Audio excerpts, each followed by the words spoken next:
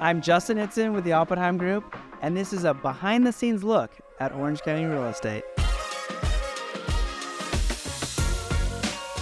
Welcome to the show, guys. I'm so excited to have my good friend, Stanford grad, fifth-year NFL linebacker, businessman, and all-around amazing person. Welcome to the show, Bobby Okereke. Thank you, brother. I'm excited to be here. I'm excited for you to be here, too. Yeah, this is sick. This has been a good week for you. Yeah, great week. Big contract, a lot of new motion. 4 years, $40 million. Yes, sir. 22 guaranteed. 22 guaranteed. What's that signing bonus look like? 12. Wow. Yeah. Wow. Congrats, man. Thank you, brother. Proud of you. Appreciate it. I'm proud of you. Thank That's you. awesome. So, how does it? What's the signing bonus look like? Explain to me, kind of, how they pay out. Yeah. What does it look like? Yeah, so that 12 pays out in 4 installments over the next 12 months. And then that 22 guaranteed, that's my signing bonus, my year 1 salary, and my year 2 salary. Nice. Yep. That's amazing. Yeah. Are you stoked? Over the moon? I'm stoked as hell. So you signed your rookie contract with Indy, Yep. correct? Yep. And now you're with the New York Giants. Yes, sir. And you're getting ready. You leave pretty soon. You're Yep. getting ready for training camp, all that good stuff. Yeah, well, getting ready for OTAs, heading out in a couple weeks, and just getting ready. I'll be there April to June, and then get rolling. That's awesome, dude. Very exciting. So take me back to little Bobby. Yep. Okay. You're a stud, man. Let's tell you. No, that's love. I appreciate take me it. back. Tell me about your childhood, your family. Do you have siblings? Yeah, so I got 3 sisters. Me and my sister were all first-generation Nigerian Americans. So my parents were born in Nigeria. My dad came here for college, went back and married my mom, and then settled in the Bay Area. I was born in the Bay Area when I was in 3rd grade, moved down to Orange County. Nice. And, grew up here, local guy, went to Foothill High School. Awesome. And then, the story continues. And then, so you have 2 siblings? I have 3. 3? 3 sisters. 3 sisters. Yeah. Nice. And you went to Stanford. Yep. Your other sister went to Yale? So my little sister just graduated from Harvard. My older sister graduated from USC, and then my second sister graduated from Vanderbilt. Wow, I want to grow up in that family.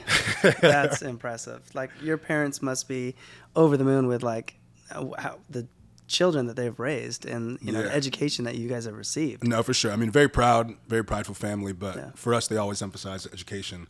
Yeah. I definitely got away with the football thing, but it definitely brought them some pride, so it was good. So were they strict growing up, homework first, very strict. I mean, you had to put your report card up on the little kitchen cabinet every week. Put your grades up there. I remember we had the point system growing up when I was a kid. So if you woke up and didn't make your bed, you lost a point. You ate food and didn't wash your dishes, you lost a point. And then if you lost so many points throughout the week, you couldn't go out, couldn't have fun throughout the week. So very strict, but I'm thankful for it, and my parents probably appreciate that too. Oh, I'm sure they do. You probably, looking back now, you didn't appreciate it as much. That was your first sign of competition too, right? For sure. 'Cause you're a competitive guy. Yeah. They literally bred you to be a competitive person from day one. Literally. In every aspect of your life. I see it in all my sisters. My oldest sister's competitive. My second sister's more competitive. I'm more competitive, and then my little sister, she's the most competitive. She had to one-up me and go to Harvard. So. Jeez, that's awesome. I bet they're obviously supportive and happy and proud of you. Yeah. So that's cool. No, very. Yeah. So you went to Stanford. Yep. 4 years, graduated, went to Indy. What was the transition like from college ball to NFL? It was definitely it was a jump. I think the biggest thing was probably just the size of offensive linemen. Yeah. Just how big and strong those guys were. I mean, you're going against obviously big guys in college, but then it's grown 30-year-old men you're playing against. So that was the adjustment, but I think speed's a speed. There's fast guys, obviously there's the Tyreek Hills of the world, but it was a pretty solid transition. That's cool. Did you want to go to Indy, or was that your first choice? I mean, the way it works in the draft, you're just hoping to get picked up. Yeah. I was hoping day 2, 2nd round or 3rd round, and I got picked 89th pick, so that was towards middle end of the 3rd round, and I had a draft party at my house, and it was exciting for sure. I had a lot of people there celebrating, but then as the picks are dwindling down, it was kind of all right, when am I going to get picked? That kind of. I can only imagine that. It has to be the most nerve-wracking Exactly. I mean, you experience. definitely don't want to throw a draft party and then not get picked on the Not get drafted. draft. Yeah. For And sure. I just saw that the draft's coming up as well too for this season. So Yes, sir. a lot of good prospects. Anyone in mind that you have that you know, who's the next? Give me one offense, one defense. You know, any school, any position. Yep. I think Jalen Carter out of Georgia. I think he's a D lineman. I mean, he's a great prospect. And then I think Jackson out of Ohio State. He's a good receiver. Yeah, we'll see. Giants, obviously, we got a great team, and we're looking forward to some good additions. Yeah, that's going to be fun, exciting. Yeah. Playing the big city. Yes, sir. Big Apple. Under the big light. Okay, so you got your rookie contract in Indy. Yep. And then you got your first paycheck. Yep. What was that like? It was exciting. I mean, you go from being a college kid, obviously you're not working, and I mean, you can't work because you're playing football. Yeah. And then you're getting a little stipend, but that first signing bonus, I was like, all right, I got some nice pocket change for sure. Heck yeah. But it was good. I thought Indianapolis was like the perfect incubator for me. You know, I stayed in Zionsville, Indiana. It was kind of just like a suburb town, and it was honestly just perfect. Not too many distractions going on, and really just helped facilitate my growth while I was there. Probably helps you focus, you know, dive right in and learn. So. Yeah, no, definitely. So what did you buy with your first contract? So I Did waited. you buy a car? Did you buy a house? Like, No. come on, give me something. I bought What was a your watch. first? You bought a watch. I bought okay. a watch. I mean, a bust-down Rolex, as they say, but yeah, a little diamond-encrusted Rolex. Nice. I waited until after my rookie year. I got my player performance bonus. Okay. So the way that works, because everybody looks forward to that at the end of the year, player performance bonus, basically, it's like scaled off your salary and the percentage of snaps that you play. Okay. So if you make a big salary but you play a lot of snaps, you're not going to get that much of a bonus. But let's say you're an undrafted guy or like drafted low and you're getting paid relatively not as much, but you play a lot, then your signing bonus, your player performance bonus is going to be like a couple $100,000. Oh, that's awesome. It's like a subcontract. Exactly. It's another contract. So basically. yeah, my rookie year player performance bonus was probably like $200,000, and Nice. that was incredible. So Yeah. I went and got myself a little Rolex watch after that. Sick. Love it. And that's going to hold its value. That's a nice Yeah. asset. No, for sure. Yeah. So, what other opportunities or new business adventures are you doing with, you know, the money that you've made? Yep. I think the biggest thing for me is just diving into my finances. And, you know, as my dad would say, my dad was the finance director for the city of Garden Grove. Okay. So he's big. He's definitely a little bit more risk averse than I am and more conservative financially. But it's all about asset allocation. So working with my dad, financial advisors, CPA, people on my team, basically just how much money and how much investments I'm going to have in fixed income, in stocks, in equities, and then in the alternative investments. And that's where I get excited. Alternative investments, that's real estate, private equity, venture capital, and business income. Yeah. So actually, this week I started my own business. It's called Presidential Travel Services. Nice. I bought an Escalade. I'm shipping it out to Miami, and we're going to start running it out there. Nice. Yeah. So luxury transportation vehicle. Yep. Yeah. I mean, we're starting there. Hopefully, you know, we'll scale up to maybe a couple of vehicles. Eventually, big picture. You know, we got our house. You got a chef. You got photographers. Basically, full concierge service for whenever you're out in Miami. I like it. That's awesome. Yep. That's fun. It's got to be fun for you to, you know, watch it grow and build. For sure. No, it's exciting. And I mean, it's definitely a learning process. I mean, figuring out, okay, I need a corporate attorney. I need this CPA. I need to get this commercial insurance. I mean, definitely all the inner workings of a business. But I think it's great experience and exposure for me. Yeah. You know, going back to what you were talking about before, asset allocation and financing and saving money and investing, like it's so good to hear you say that because, you know, I think there's a lot of people that make a lot of money and don't do the right steps or don't take the necessary steps to save and build long term. 100%. I preach that to all my clients, and, you know, that's why I love real estate so much because to me, real estate's a number one wealth builder that you can have. 100%. But I also think you need to be diversified. True. Where there's financial planners, equities, life insurance, other businesses like you're diving into that are more risk averse, like you were mentioning. Yep. But I think to be diversified and have that all is amazing. 100%. And I think the great thing about real estate is, I mean, especially if you're in a place like Orange County, it's an appreciating asset. 100%. Like a car, that's a depreciating asset. So you gotta, obviously you can depreciate on your taxes, but you gotta account for that in whatever income you're gonna plan over years. But I mean, you can put money in real estate, and even if you don't rent it out, you sell it, like you're gonna make money. So I think real estate's just the perfect opportunity. Well, speaking about real estate, are you going to buy something with this new contract, or what are you thinking? In my asset allocation, just trying to figure out how much wiggle room I got to work with. Yep. Looking for a place out in New Jersey. So yeah, obviously the New York Football Giants play in New Jersey. Okay. They have practice facilities in East Rutherford, same with their stadium. Okay. So I'll live in New Jersey, looking at Weehawken or Hoboken, but rent out there is expensive. Yeah. I definitely want at least a 2-bedroom, maybe a 3-bedroom, so people can come visit, stay with me. But that's looking probably like at least $7,000 to $10,000 a month. So I think it's probably a smarter investment for me to buy something. Buy something, and then obviously I'm on a 4-year contract. But hopefully by that time, if I need to sell it, it'll be a good profitable. Yeah, well, appreciate it. Plus, you always have the option of renting it out too. Yeah, right? true. So you buy at a good value, good price, and a good location. It appreciates over time, and then you can rent it out if you need to. 100%. Yeah. All right, Justin, I got a question for you. Fire away. Me, as a young athlete, stumble upon obviously some good capital, want to put it into a smart investment. Real estate-wise, like what should I be looking for? Like what return should I be looking for a year?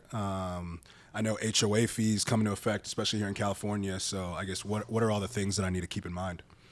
Yeah, I think first and foremost, you're looking for a good location, Yeah. right? In a good property, in a community that's going to appreciate. Southern California over the years, as we've seen nothing but appreciation. Obviously, you're going to have times that it dips down and then it goes back up. Mm-hmm. But I think there's so much opportunity in Southern California, the lifestyle, the weather, the job growth. There's just the amenities. There's just so much opportunity in Southern California that I feel like if you invest in Southern California, you're going to be okay. Yeah. Going into where do you want to buy? I think it depends on your lifestyle. Mm-hmm. You kind of mentioned, the place in Costa Mesa, which is borderlines Newport Beach, Yeah, by the way. exactly. They're literally right next to each other. But I think, you need to settle down in an area that you like, or you can invest in an area that you like. Yeah. I think one thing I would advise that I've seen over my years, 10 years in the business now, mm-hmm. is everyone always wants to wait. There's always a better time to buy, a better, wait to time and time the market. Yep. But what I've seen in real estate, it's time in the market, just mm-hmm. like the stocks. It's time in 100%. versus timing the market. Timing. And that's true. an old adage that's been played back, but it really is true. Like you want to obviously buy in a good location, a good asset. Mm-hmm. But if you get in early and just let it grow and compound, over time, you're gonna be happy where you're at. I have not met anyone that's bought a property and held it for 10 years and lost money. Yep.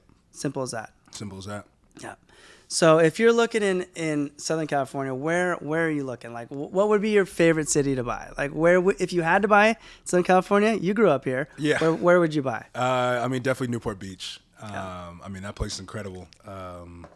Just right by the beach. Obviously, there's the places to go out on the peninsula. There's Newport Coast. There's I always forget the name of it. What's that place? Right, like where Quiet Woman is. CDM. There's Corona Del Mar, Yeah. Costa Mesa. I think that whole area is just a hub. I do too. It's a gem. It is. And I live right there. I lived right by Hoag Hospital, Newport. We mm-hmm. moved up to East Side Costa Mesa. We just love the whole area.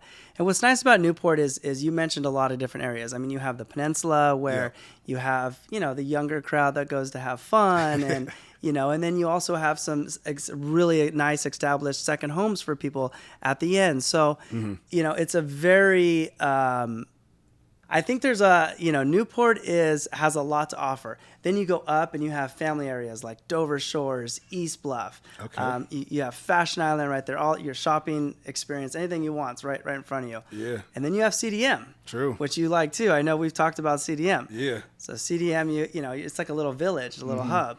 You can walk places, great coffee shops. So there's a lot that Newport has to offer, and we haven't even spoken about the weather. Exactly. So I could see why you want to buy a Newport. Yeah, for sure.